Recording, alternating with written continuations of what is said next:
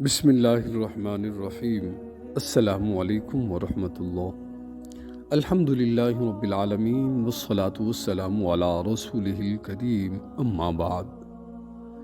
اس سے قبل ہم کھانے سے متعلق 4 آداب بیان کر چکے ہیں، اور اب ہم انشاءاللہ 5واں ادب، 6واں اور 7واں ادب، یہ 3 آداب بیان کریں گے، اور آگے چل کر ہم پھر اجتماعی طور پر کھانا کھانے کے آداب بیان کریں گے جو ان آداب کے علاوہ ہوں گے۔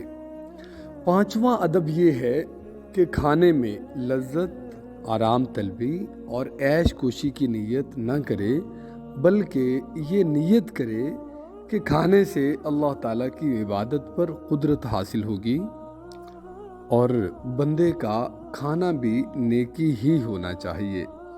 ابراہیم ابن شیبان کہتے ہیں کہ میں نے 80 برس سے کوئی چیز اپنی خواہش پوری کرنے کے لیے نہیں کھائی۔ کم کھانے کی بھی نیت کرے، کیونکہ عبادت کی نیت اسی وقت معتبر ہوگی جب کھانے کا ہم ستیہ ناش نہ کریں، بسیار خوری نہ کریں۔ شکم سیر ہو کر کھانا عبادت کے لیے رکاوٹ بنتا ہے۔ اس نیت کا تقاضا یہ ہے کہ شہوت کا قلع کما ہو اور کم پر قناعت کی جائے۔ حضرت صلی اللہ علیہ وآلہ وسلم ارشاد فرماتے ہیں، آدمی نے کوئی برتن اپنے پیٹ سے زیادہ برا نہیں بھرا۔ ابن آدم کے لیے چند ایسے لقمے کافی ہیں جو اس کی پشت سیدھی کر دیں۔ اگر وہ چند لقموں پر اکتفا نہ کر سکے تو ایسا کرے کہ 1/3 کھانا کھائے اور 1/3 پانی پیے اور 1/3 جگہ سانس کے لیے رہنے دے۔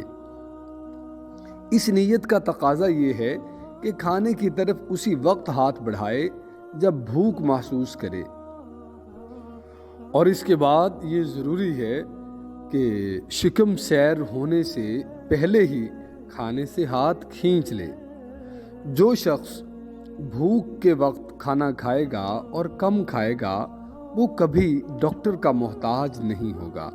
ہمارا تو یہ المیہ ہے کہ ہر بندہ کھاتا ہے اور کھاتا ہے اور صرف کھاتا ہے۔ بہرحال کم کھانے کے فوائد ہمیں ریڈ کرنے چاہیے، سننے چاہیے اور معلوم کرنے چاہیے، اور رفتہ رفتہ اپنی غذا کو کم کرنا چاہیے۔ اگر اللہ نے چاہا تو کھانے کی شہوت ختم کرنے کے لیے اس پر بھی انشاءاللہ ہم کبھی بات کریں گے۔ اور 6واں ادب یہ ہے کہ جو کھانا موجود ہو اسی پر خوش رہے، اور لذت کی خاطر زیادہ کی جستجو نہ کرے اور نہ لذات کے پیچھے پڑے، جیسا کہ آج کل معاشرہ مسالہ جات کے پیچھے پڑا ہوا ہے۔ اور اگر دسترخوان پر صرف روٹی ہی ہو تو اس کی تعظیم کا تقاضا یہ ہے کہ سالن کا انتظار نہ کیا جائے۔ روٹی کی تعظیم کا یہ حکم احادیث میں ہے، اور وہ کھانا اچھا ہے جس سے انسان سلامت رہے اور عبادت پر قوت حاصل ہو۔ کھانے کو کبھی بھی حقیر نہیں سمجھنا چاہیے، بلکہ شریعت کا حکم تو یہ ہے کہ اگر نماز کا وقت آ جائے اور وقت ادا میں گنجائش ہو تو پہلے کھانا کھا لے۔ چنانچہ نبی کریم صلی اللہ علیہ وآلہ وسلم فرماتے ہیں، اگر رات کا کھانا اور عشاء کی نماز دونوں آ جائیں تو پہلے کھانا کھا لو۔ حضرت ابن عمر رضی اللہ تعالیٰ عنہ بعض اوقات امام کی قرات کی آواز سنتے اور اپنے رات کے کھانے سے نہ اٹھتے۔ اگر کھانے کی خواہش نہ ہو اور تاخیر میں کسی قسم کے نقصان کا اندیشہ نہ ہو تو بہتر یہ ہے کہ پہلے نماز پڑھ لے، بعد میں کھانا کھائے۔ ہاں، اگر کھانا سامنے آ جائے اور واپسی میں کھانے کے ٹھنڈا ہو جانے کا اندیشہ ہو تو پہلے کھانا کھا لینا چاہیے، بشرطیہ کہ وقت میں گنجائش ہو۔ اس سلسلے میں خواہش ہونے یا نہ ہونے کی قید نہیں ہے، بلکہ یہ حکم عام ہے، کیونکہ حدیث بھی عام ہے، نماز پر کھانے کی تقدیم میں ایک حکمت یہ بھی ہے کہ نماز میں دل جمی رہے گی اور نماز پڑھتے ہوئے خیال نہیں آئے گا کہ کھانا ٹھنڈا ہو گیا یا ابھی تک گرم ہوگا، اور نماز بھی دل جمی کے ساتھ پڑھے گا اور دھیان نہیں بٹے گا۔ اگرچہ بھوک غالب نہ ہو مگر پھر بھی کھانے کی طرف طبیعت کا التفات رہتا ہے۔ بھوک غالب ہو تو پھر تو نماز پڑھنا بھی دشوار ہو جاتا ہے۔ اور ساتواں ادب یہ ہے کہ زیادہ سے زیادہ لوگوں کو اپنے ساتھ کھلانے کی کوشش کرے، لیکن ہم تو دیکھتے ہیں کہ کب یہ صاحب آئے ہیں، یہ چلے جائیں تو ہم کھانا کھانے کی تیاری کریں۔ بہرحال اس میں خواہ وہ اپنے بچے ہی کیوں نہ ہوں، انہیں ساتھ بٹھا کر کھلائیں۔ سرکار دو عالم صلی اللہ علیہ وآلہ وسلم ارشاد فرماتے ہیں، اپنے کھانے پر جمع رہو، یعنی مل کر کھاؤ، اس سے تمہارے کھانے میں برکت ہوگی۔ حضرت انس رضی اللہ تعالیٰ عنہ فرماتے ہیں کہ آقا کا یہ معمول تھا کہ آپ کھانا تنہا طور پر تناول نہ فرماتے تھے۔ ایک حدیث میں سرکار دو عالم صلی اللہ علیہ وآلہ وسلم کا یہ ارشاد نقل کیا گیا ہے، بہترین کھانا وہ ہے جس پر ہاتھ زیادہ ہوں۔ اور ہم کچھ باتیں آپ سے عرض کرتے ہیں جن کا تعلق عین کھانے کی حالت سے ہے۔ پہلا ادب یہ ہے کہ بسم اللہ سے ابتدا کرے اور آخر میں الحمدللہ کہے۔ اگر ہر لقمے کے ساتھ بسم اللہ کہے تو زیادہ بہتر ہے، تاکہ یہ ثابت ہو کہ کھانے کی ہوس نے اللہ تعالیٰ کی یاد سے غافل نہیں کر دیا۔ پہلے لقمے پر بسم اللہ کہے، دوسرے لقمے پر بسم اللہ الرحمن کہے اور تیسرے لقمے پر بسم اللہ الرحمن الرحیم کہے۔ اس موقع پر بلند آواز سے بسم اللہ کہنا اچھا ہے، تاکہ دوسرے لوگوں کو بھی اس کی توفیق ہو جائے اور وہ بھی یہ سعادت حاصل کر سکے۔ دائیں ہاتھ سے کھانا کھائے، نمکین چیز سے شروع کرے اور آخر میں بھی نمکین چیز کھائے۔ لقمہ چھوٹا ہونا چاہیے، کھانا اچھی طرح چبا کر کھانا چاہیے۔ جب تک پہلا لقمہ ختم نہ ہو دوسرے لقمے کی طرف ہاتھ نہیں بڑھانا چاہیے۔ منہ کا کھانا ختم کیے بغیر کھانے کی طرف ہاتھ بڑھانا عجلت پسندی پر دلالت کرتا ہے، اس سے بہرحال پرہیز کرنا چاہیے۔ بہرحال ہم دیکھتے ہیں تو آپ کو ہر آدمی تقریباً اسی طرح کھاتا ہوا ملے گا کہ ابھی وہ نوالا منہ میں ڈالا ہی ہے تو اس کے ساتھ ہی دوسرا نوالا توڑ کے ہاتھ میں پکڑ لیتے ہیں اور جلدی سے اس کو وہ ذرا لپیٹے مار مور کے اندر پھینک کے اور چلو جی دوسرا بھی نوالا، اس کی بھی تیاری شروع کر دیتے ہیں۔ بہرحال اس چیز سے پرہیز کرنا چاہیے اور کسی کھانے کی برائی نہیں کرنی چاہیے کہ میرے آقا کریم صلی اللہ علیہ وآلہ وسلم کسی کھانے کی برائی نہ فرماتے تھے، بلکہ آپ کا معمول یہ تھا کہ اگر کھانا پسند ہوتا تو تناول فرما لیتے، نہ پسند ہوتا تو چھوڑ دیتے۔ کھانا ہمیشہ اپنے سامنے سے کھانا چاہیے۔ ہاں اگر پھل، خشک میوے یا مٹھائی وغیرہ ہو تو دوسری طرف سے بھی آپ اٹھا کر کھا سکتے ہیں، اس طرح کھانے میں کوئی بھی حرج نہیں ہے۔ آقا کریم صلی اللہ علیہ وآلہ وسلم فرماتے ہیں، کھانا اس طرف سے کھاؤ جو تمہارے قریب ہو۔ ایک طرف یہ ہدایت تھی، دوسری طرف یہ معمول تھا کہ میوے وغیرہ ادھر ادھر سے اٹھا کر تناول فرماتے۔ لوگوں نے عرض کیا، یا رسول اللہ آپ اپنے سامنے سے کھانے کا حکم فرماتے ہیں۔ ارشاد فرمایا، یہ میوے ایک طرح کے نہیں ہیں، پیالے یا پلیٹ کے درمیان سے نہیں کھانا چاہیے، روٹی بھی درمیان سے نہیں کھانی چاہیے۔ مثلاً اس طرح کہ درمیانی حصہ کھا لے اور کنارے چھوڑ دے۔ اگر روٹی توڑنے کی ضرورت پیش آئے تو ٹکڑا توڑ لے، لیکن چھری وغیرہ سے نہ کاٹے۔ ابو ہریرہ رضی اللہ تعالی عنہ سے مروی ہے کہ کہ پکا ہوا گوشت بھی چھری سے کاٹ کر نہیں کھانا چاہیے بلکہ دانتوں سے کاٹ کر کھائے۔ ایک آدمی اگر اس کے دانت نہیں ہیں یا کچھ ایسا مسئلہ ہے وہ تو ایک الگ بات ہے۔ حدیث میں چھری وغیرہ کے ذریعہ گوشت کاٹنے سے منع فرمایا گیا۔ یہ ہم کچے گوشت کی نہیں بات کر رہے، پکے گوشت کی بات کریں، پکے ہوئے گوشت کی، بلکہ حکم یہ ہے کہ دانتوں سے گوشت جدا کیا جائے۔ اور اسی طرح جو پیالہ وغیرہ ہے جس میں سالن ڈالتے ہیں، کوئی بھی برتن ہے، اسے روٹی پر نہیں رکھنا چاہیے۔ البتہ روٹی پر سالن رکھا جا سکتا ہے کہ کریم آقا صلی اللہ علیہ وآلہ وسلم ارشاد فرماتے ہیں روٹی کی تعظیم کرو، اس لیے کہ اللہ تعالیٰ نے آسمان کی برکتوں کے ضمن میں روٹی نازل کی ہے۔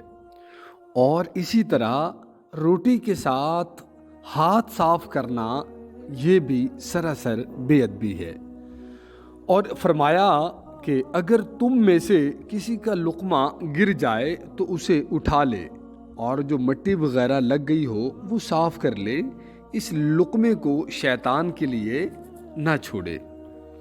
جب تک کھانے کے بعد انگلیاں نہ چاٹ لے، رومال وغیرہ ٹشو سے صاف نہیں کرنے چاہیے۔ آقا کریم صلی اللہ علیہ وآلہ وسلم فرماتے ہیں کہ کیا معلوم کہ کھانے کے کس ذرے میں برکت اللہ رب العزت نے رکھ دی ہے۔ اور اسی طرح گرم کھانے کو کچھ لوگ پھونک مار کر ٹھنڈا کرتے ہیں تو جان لیجئے یہ مکروہ ہے، بلکہ اگر کھانا گرم ہو تو تھوڑی دیر صبر کر لینا چاہیے۔ چھوارے، کھجور اور میوے وغیرہ یہ اگر کھائیں تو ایک چیز نہ کھائیں بلکہ 3، 5، 7، 11، 21 یا اس سے زیادہ گنجائش کے مطابق بہرحال طاق عدد کا خیال رکھے۔ کھجور اور گٹھلی ایک برتن میں جمع نہیں کرنے چاہیے اور نہ ہی ہاتھ میں رکھے، بلکہ منہ سے گٹھلی نکال کر ہاتھ کی پشت پر رکھے اور نیچے ڈال دے۔ ہر اس چیز کا جس میں گٹھلی یا بیج وغیرہ ہوں یہی حال ہے۔ ہڈی وغیرہ جو اس طرح کی چیزیں ہیں انہیں برتن کے اندر جس میں کھا رہے ہیں نہیں رکھنا چاہیے بلکہ انہیں الگ ڈال دینا چاہیے۔ اور کھانا کھانے کے دوران زیادہ پانی نہیں پینا چاہیے کہ اس سے معدے کو نقصان پہنچتا ہے۔ پانی پینے کے آداب یہ ہیں کہ گلاس یا کٹورے وغیرہ کو دائیں ہاتھ میں لے، بسم اللہ پڑھ کر پیے اور آہستہ آہستہ چھوٹے چھوٹے گھونٹ لے کر پیے۔ بڑے بڑے گھونٹ نہیں لینے چاہیے اور نہ ہی پینے میں جلدی کرنی چاہیے۔ رسول اکرم صلی اللہ علیہ وآلہ وسلم فرماتے ہیں پانی چوس کر پیو، بڑے گھونٹ لگاتار مت پیو، اس سے جگر کی بیماری پیدا ہوتی ہے۔ اور اسی طرح کھڑے ہو کر اور لیٹ کر پانی نہیں پینا چاہیے۔ حضرت صلی اللہ علیہ وآلہ وسلم نے کھڑے ہو کر پانی پینے سے منع فرمایا۔ ایک روایت میں ہے کہ آقا کریم صلی اللہ علیہ وآلہ وسلم نے کھڑے ہو کر پانی پیا ہے، غالباً یہ کسی عذر کی وجہ سے ہوا ہوگا۔ اور اسی طرح جس برتن میں پانی آپ پی رہے ہیں اس کے نیچے والے حصے کو اچھی طرح دیکھ لینا چاہیے کہ کہیں سے پانی تو نہیں ٹپک رہا۔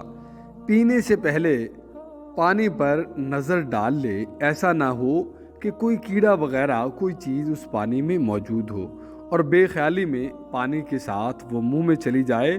اور پانی پیتے ہوئے ڈکار نہیں لینا چاہیے، نہ ہی سانس لینا چاہیے، بلکہ ضرورت ہو تو برتن کو منہ سے الگ کر دیں، پھر آپ سانس لے لیں اور الحمدللہ کہیں۔